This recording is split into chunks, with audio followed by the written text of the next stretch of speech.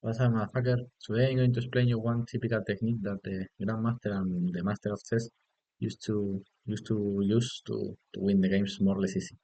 So the technique is about play with a good knight against a bad bishop. And to make that, okay, first you should just eliminate all the minor pieces. You just keep a good knight of yourself, a bad bishop for your opponent. The huge pieces like the rooks and the queens is better used to keep it over the board to can help the knight to beat the bishop. But all the rest of minor pieces to make this technique should be traded. So for that reason, Pentada Hare Krishna in this position made bishop takes f6. Who can look a little bit strange because this is a good bishop and you're trading for a knight, but the idea of bishop takes f6 is just keep the position important move e5, keep the position with this good knight against this bad bishop. That's the principal idea. What does the latest square bishop bad? It's simple. It's central pawns. If your central pawns are in the same square that your bishop, and your bishop is inside of the pawn chain, your bishop is used to be bad. If maybe this bishop was outside of the pawn chain, could be fine. But when you have your bishop inside of the pawn chain, you have your pawns, your central pawns specifically, in the same color of your bishop, it's made your bishop bad. And why I say that the b3 knight is a good bishop? Because simply placing the knight on d4, this now the knight is a great knight, of course. Nobody can eject it this knight. If black have a pawn on c7, can play c5, and this knight is not more a good knight. But now nobody can eject it this knight, and this bishop is not playing. So for that reason, you understand that we are in a position with a good knight against a bad bishop. Okay, we reach the position that we want, and now we should learn how to use it and how to win with a good knight against a bad bishop. Okay, okay. First, let's see what happened because white have rook d4 a good move too. Who is the recommendation of the machine? e5, bishop d4, queen e6. The machine plays in this way, but you should learn that the masters tries to go for the easiest position to try to push. Here, Hare Krishna know that in this position he has zero chances of loss because of the latest square bishop is so bad, and he's the only player who have opportunities to win, a part of a clear game. So he decided to go for that, for a knight against a bad bishop. Okay, now he plays e5, and what I told sometimes with the e5 pawn, who is a very good uh, helper of the white attack. If you place a pawn on e5 with queens over the board, always white is going to have good perspective of attack. Okay, here enemy goes with queen g5, which is a mistake because the white plan is going to be pass a rook via the third rank, or the rook or the other, for example, rook d3, rook g3.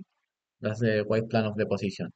And the problem of queen g5 is that after white makes all of that, white is going to win a tempo and the queen is bad placed on g5 and is going to be ejected. For that reason was better to play just queen e7 and with black just made the only plan who have which just advance the a pawn. Bishop d7, rook e3, a5, queen h5, a4, just advance the a pawn. And the white attack is not now so crashing. Black can defend more or less the attack. Rook h3, for example, h6, and if rook g3 attacking h6, just king h8. Here h3 was slightly better, and just rook a8, following with the plan of just push the a pawn to create counterplay in the queen side. Rook g3, king h8. That's why black should have played. Instead of that, he goes with queen g5. Again, I don't like this move because if there a possible rook d3, rook g3, white is winning a tempo. So for that reason, I didn't like queen g5. And now, Harry Green, of course, played the knight, the great square d4. If you didn't play there the knight, maybe one day black can sacrifice the d pawn playing d4 just to open the bishop. Uh, Rook d3 was another possibility. That's another way to play. And that's like the previous position that we have analyzed, but one extra tempo for white. Or rook d4 was the other option. Not so similar. By the way, knight d4, good move. Placing well the knight? No. Uh, Enemy goes with bishop e4. Strange move was better, just go with bishop d7, like I thought. Bishop d7, followed by a5, a4. Okay, bishop a4. Here, the machine prefer queen d3, but I prefer all the time the Hare Krishna game than what the machine says. bishop b5. And Elmi is not making so much. Okay, he stopped the rook to go to e3. That's the idea of b3, of course. But here Kari Krishna has a great move, who plays with queen e3. Very good move, trading queens. He finally decided that he's not going to checkmate the black kings in the king side, who is true. And he just decided to trade queens to go for an endgame against this bad bishop. Queen takes e3, rook takes e3, rook c5. Now white plan was f4 and just try to take the more space that he can with h5, h4, a5, g4, king f2, rook a1. But Elmi decided to didn't trade queens, just playing queen g6. But now the white attack is going to be stronger because now the queen cannot return to e7 from g6. So after a possible rook e3, this queen is going to have some troubles on g6. For the reason Hare Krishna plays queen d2, great move with the idea of just rook e3, rook g3. h3 was other possibility, but with the same idea. Queen d2, rook c5, rook e3, queen e5. Okay, now the rook is pinned, so you cannot play queen e1. Sorry, rook cannot play rook g3, so for that reason he plays first queen e1.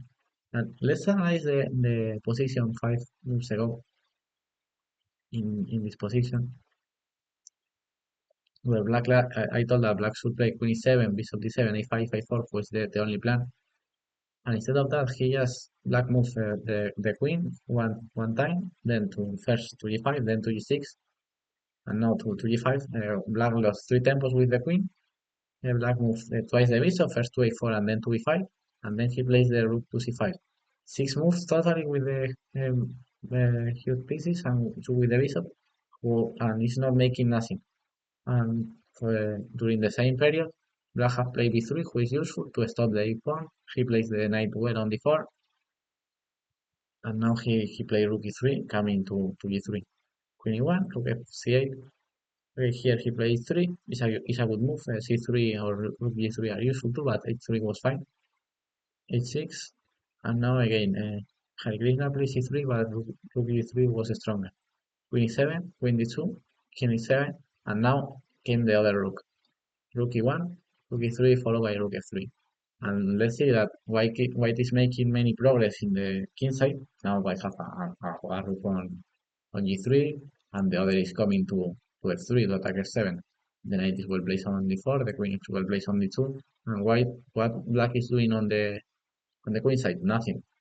The only good plan was a5, a4 in the past, but now double rooks on the c5, I don't know what are doing because this knight only 3 points. The knights have 3 points value are defending c2, and black is attacking with 10 points with 2 rooks, and you just defend the pawn with 1 knight. And this bishop stay unusual. This is an empty diagonal. Okay, the bishop control a full diagonal, but the diagonal is empty. You cannot use this diagonal for nothing. So white is just winning here because this knight is well placed on d4, defending c2, stopping the d-pawn to advance, covering f5, and the bishop is in an empty diagonal, not making nothing. But okay, he plays e3, who is fine too. Queen e7, he has a clear plan of b4, rook c4. Here rook g3 was better, rook a1 fine just to defend the e3 pawn. Queen c7, rook a3. That's what I didn't like the move c3 before of Hare Krishna, because now at least black have one target to attack in the white camp. Bishop e8, and now Hare Krishna have rook takes a6, because in this first line, look here, king f8, of course knight b5 is not possible because rook c1 and king e7, b5, and here the machine say that white is winning. But I prefer the move chosen by Hare Krishna.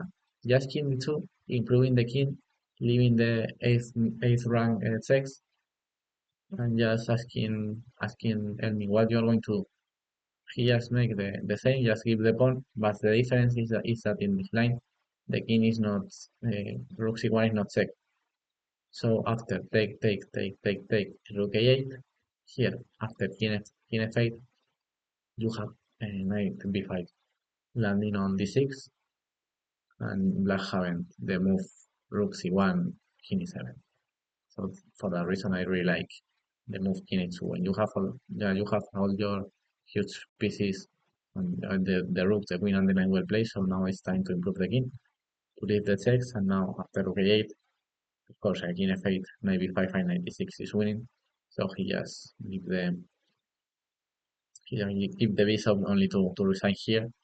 I really like this game. I think that is very instructive about first trade all the pieces and only keep the good knight against a bad bishop. And just the first move that I saw was trade bishop takes f6, and then how to play with a knight against a bad bishop. I hope that you enjoy with this game. This was one of my favorites of the first round of the European Chess Club Championship, and I analyze other game of North in my channel. So let's see the game. Bye bye, motherfuckers.